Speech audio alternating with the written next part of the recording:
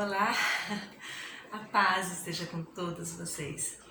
Hoje estamos aqui para mais um devocional e hoje nós queremos falar sobre uma passagem belíssima do Evangelho de Lucas, capítulo 21, que vai do versículo 5 até o 28, o sermão profético do nosso Mestre Jesus. O que ele quer nos ensinar através deste sermão profético, né? Que na minha Bíblia, né, que eu tenho aqui em casa, é assim, ó, o princípio das dores. Nós vamos falar sobre isso, o que significa princípio das dores.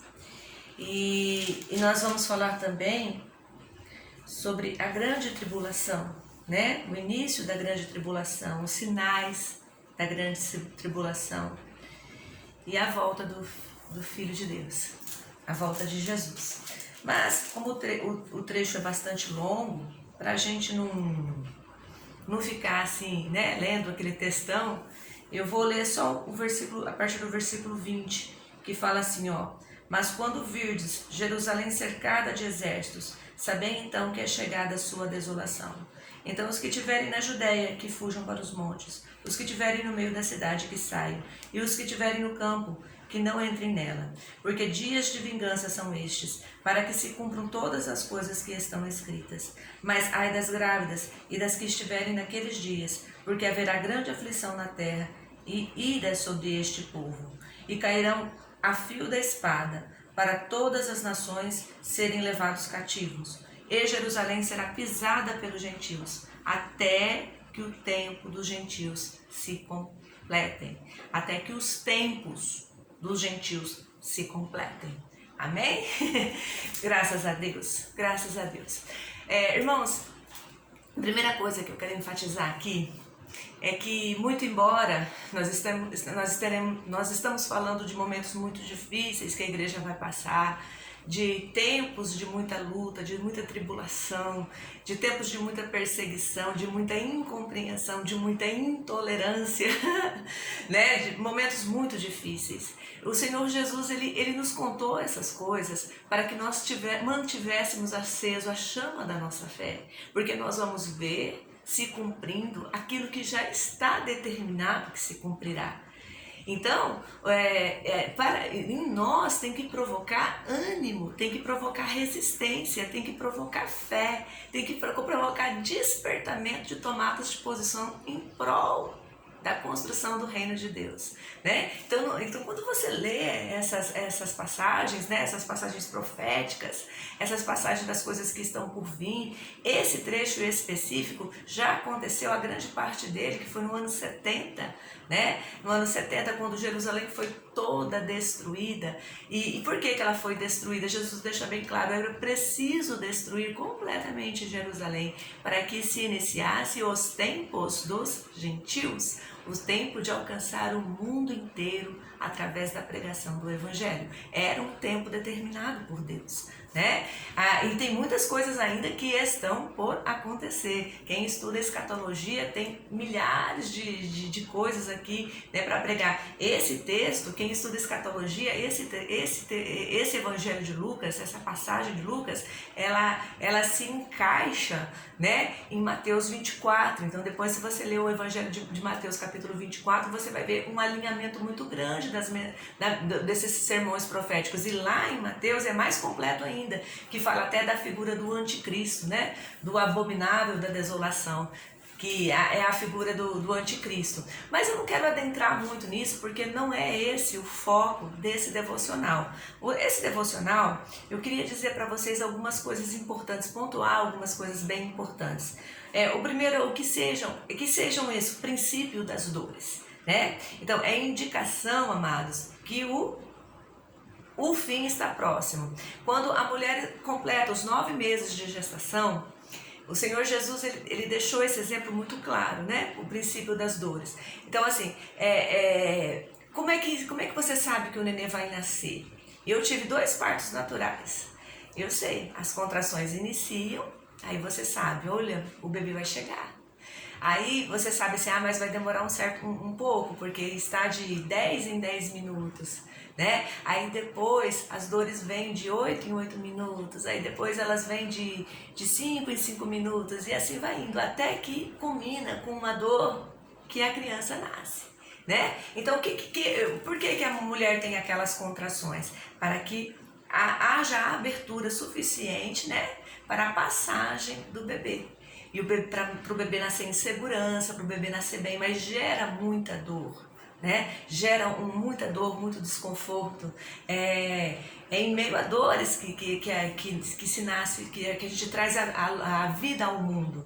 Mas é uma dor benéfica porque ela produz um fruto maravilhoso. E quando o bebezinho chora, é a anestesia, né? É a anestesia daquela mulher. Ela completamente passou, completamente anestesiou. Ela olha para o seu filhinho e se enche de uma felicidade tão absoluta que ela se esquece de tudo aquilo, né? Então, de todo aquele momento apavorante. E eu tenho certeza que o Senhor Jesus fez essa comparação para que nós pudéssemos entender exatamente o que ele queria dizer com o princípio das dores. Então, assim, você vai vendo os sinais, aí depois você vai vendo que os sinais estão acontecendo num tempo muito mais breve. Até que vai chegar um tempo que vai ser a grande tribulação, que todos esses sinais vão acontecer todos ao mesmo tempo, e é como se a gente estivesse dentro de um liquidificador. Não vai ter para onde correr, girando. É isso, né? E aí chegou o tempo do fim. Então o Senhor Jesus, ele fala muito bem dos princípios das dores. E o que seriam os princípios das dores? Seriam os falsos messias, as pessoas querendo ser os salvadores do mundo no lugar de Jesus, um grande líder mundial que vai apaziguar tudo, vai resolver a solução, né? Vai dar solução para todas as coisas, vai acabar com a fome do mundo, vai provocar assim um tempo de prosperidade enorme para todas as nações, né? E aí você, peraí, tá bem próximo a isso daí. Guerras, rumores de guerras, sedições, nação contra nação, reino contra reino, fomes, pestes, terremotos, coisas espantosas, grandes sinais no céu. Então é preciso criar todo esse desenho para que o abominável da desolação surja. Porque ele vai ser aquela pessoinha que vai tentar resolver tudo aos olhos humanos, né? Mas que espiritualmente é um maligno fazendo tudo de mal, né? E aí nesse tempo, o Senhor Jesus, ele diz que nós vamos ser muitos perseguidos. E ele fala assim, olha, levantar-se-ão nação contra nação, eu estou lendo 10, tá? O versículo 10. Levantar-se-ão nação contra nação, reino contra reino, e haverá em vários lugares grandes terremotos e fomes e pestilências, haverá também coisas espantosas e grandes sinais no céu. Mas antes dessas coisas, antes desses grandes sinais no céu, antes dessas pestilências, antes de tudo isso acontecer em grau plus, né? Lançarão mão de vós e vos perseguirão. Ele está falando isso para quem? Para a igreja. Entregando-vos às sinagogas e às prisões, conduzindo-os à presença dos reis e governadores por amor do meu nome. E vos acontecerá isso para testemunho, para que todas as pessoas saibam que você é discípulo do Mestre. Proponde, pois, em vosso coração não premeditar como a vez de responder, tá? Proponde no seu coração ser guiado pelo Espírito Santo, para você viver bem, para que você tenha livramento nessas situações. Porque eu vos darei boca e sabedoria a que não poderão resistir, nem contradizer todos os que vos opuserem. Então a sabedoria nossa para nos defender desse momento tão difícil vai ser o Espírito Santo, vai ser Ele que vai colocar na nossa boca aquilo que nós devemos falar. Ele que vai propor no nosso coração como é que nós vamos nos defender. E aí, amados, guiados por Deus, nós vamos vencendo, nós vamos resistindo, né? E vencendo. Porque a igreja no tempo da tribulação, ela vai vencer o maligno com um bom testemunho. Tá vendo? Tá vendo como é que a gente vai vencer? Resistindo, tendo atos de fé. É assim que a igreja vai vencer. Amém? Então aí outra coisa que fica nesse sermão profético, né, são a perseguição aos cristãos. E a destruição de Jerusalém, que é essa que eu li no começo, Jesus, ele falou tudo isso para que os cristãos, para que os discípulos que eram seguidores diretos dele, né, que estavam dispostos a ir, a pregar o evangelho, a batizar as pessoas, a implantar o reino de Deus nessa terra, para que eles fossem poupados daquele massacre.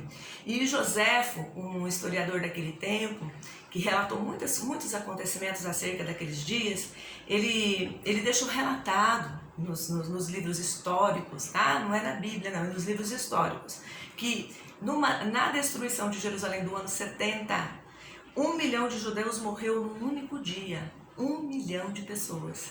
Gente, a gente está chorando, só um comparativo, tá? Por 200 mil mortos da Covid ao longo de um ano no Brasil, né? Porque em março agora, ao longo de 10 meses, vamos por assim, né? E isso dói, é horrível. Meu Deus, não era para morrer um. Mas pensa, num único dia, morrer 1 milhão de pessoas à espada. Para quê? Para que se iniciasse o tempo dos gentios. Para que a graça maravilhosa chegasse aos nossos corações.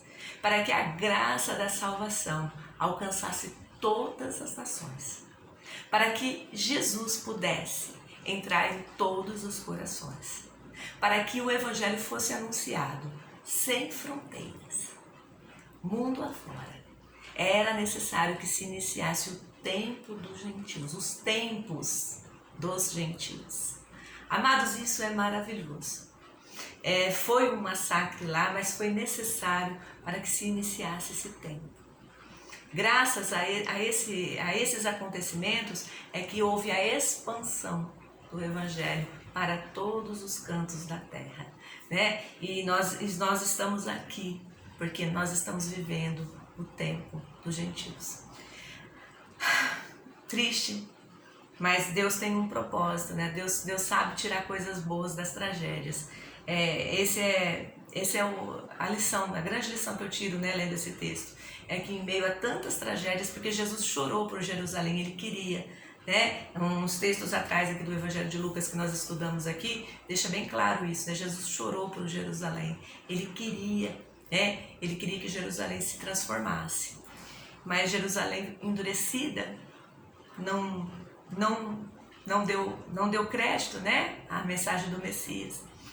E aí ele profetizou, né? Que isso era necessário para que o mundo inteiro fosse salvo, para que houvesse a expansão do Evangelho.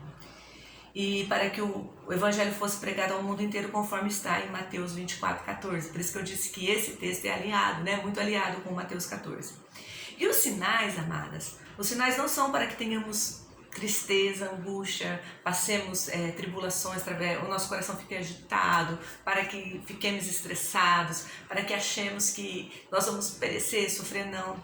Os sinais são para nos trazer esperança, para nós saber que o nosso Mestre está voltando, ele está muito próximo de vir, e para nós, os redimidos, os que estão debaixo da proteção do sangue de Cristo, salvos, para que nenhum de nós se perca, né? Desista da luta, ache que a luta é grande demais. Não, grande demais é o amor de Deus. As misericórdias dele são a causa de nós não sermos consumidos.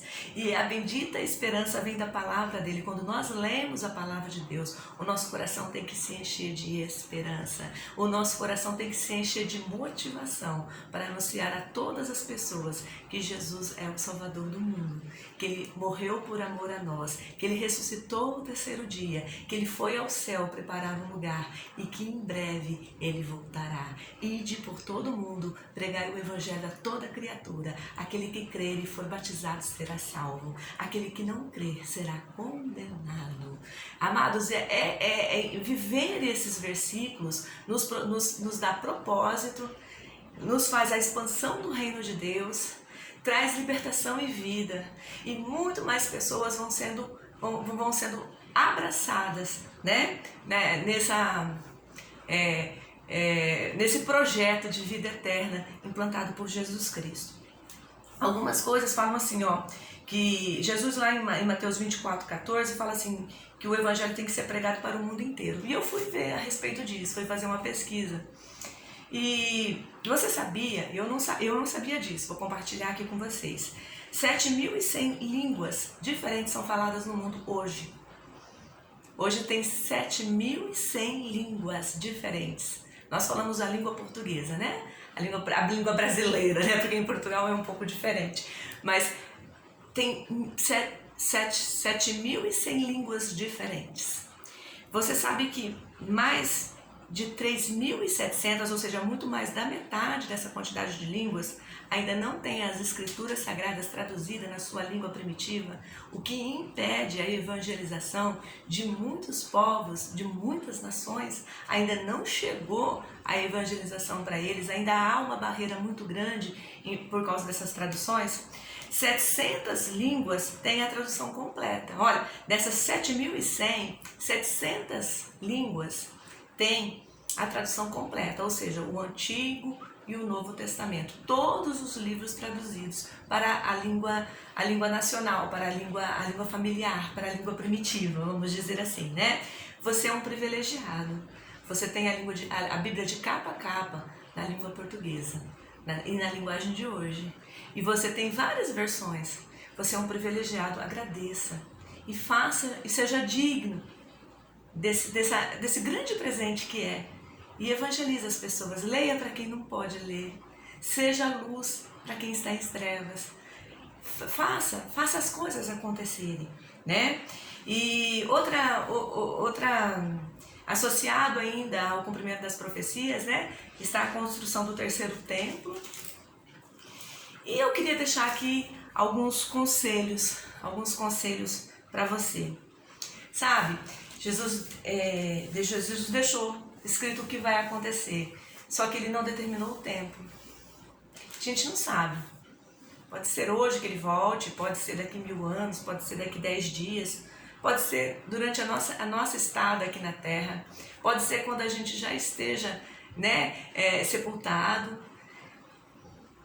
Ninguém sabe, ninguém sabe o momento exato, mas o Senhor quis que nós soubéssemos as coisas que iriam acontecer para que nós todos os dias estivéssemos preparados, para que todos os dias nós fizéssemos o exame de nossa consciência, para que todos os dias nós nos melhorássemos a nós mesmos, para que todos os dias nós vivêssemos para Ele, para encontrarmos com Ele, né? Então, essa é a maravilha dessa mensagem. Esteja preparado, esteja vigilante, tenha uma vida de oração, tenha uma vida de entrega. Examine as escrituras, esteja atento, fiel e pronto para viver os seus últimos dias, né? Que eles sejam os melhores, o melhor tempo da sua estada por aqui. Faça a diferença, observe os sinais, né? Observe muitos sinais que o Senhor Jesus. Leia essa passagem, leia Mateus 24, leia querendo entender, leia na direção do Espírito Santo, leia depois de orar, leia, se interesse, né? Abra seu intelecto, abra sua mente, sua cabeça, mas sobretudo, abra o seu coração para o Espírito Santo ministrar, porque coisas grandes estão por vir e você vai fazer parte desse grande projeto, que é a vida eterna com Deus. Amém? Amém? E esses são, né? Esse é um pequeno, né? Um modesto, uma pincelada, né? Nesse estudo maravilhoso que é a respeito da segunda vinda de Cristo, do sermão profético, né? Das coisas que Ele deixou, né? Para que nós soubéssemos, para que nós nos preparássemos. É uma fagulha, né? A palavra de Deus não se esgota, e essa não se esgota mesmo, né? Se a gente for estudar, a gente passa aí décadas estudando esse assunto. Tem pastores que estudam a vida inteira, escatologia, e ainda estão aprendendo coisas novas. Mas a palavra de Deus é assim, né? Todos os dias ela nos traz uma coisa nova. Amém? Fiquem com Deus e até o nosso próximo devocional.